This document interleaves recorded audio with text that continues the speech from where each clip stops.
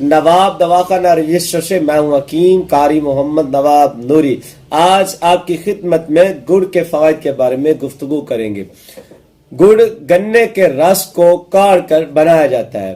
دیہاتی لوگ اسے گرم گرم خوب کھاتے ہیں۔ کچھ اس میں کشمش، ناریل، مونگ پھلی بھی شامل کر کے مزید مزیدار بنا لیتے ہیں اور روٹی اسی سے کھا لیتے ہیں۔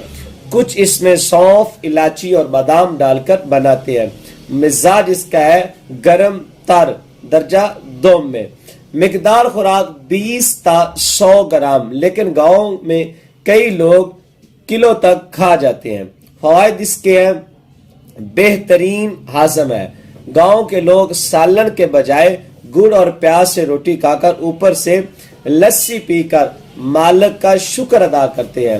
جسم کو موٹا کرتا ہے، قبض کو دور کرتا ہے، قوت باہ میں اضافہ کرتا ہے، دافع تعفن ہے، بلغم کو پتلا کر کے خارج کرتا ہے، کئی زہروں کا تریاک ہے۔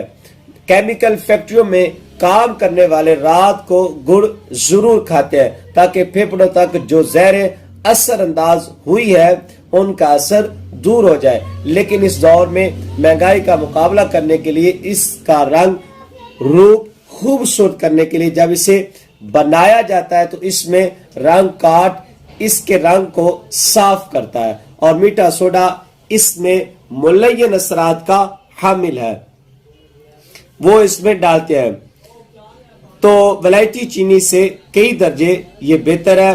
اگر آپ بھی لوگ چینی کے بجائے گڑ کھانے لگے تو امراض کم ہو سکتے ہیں۔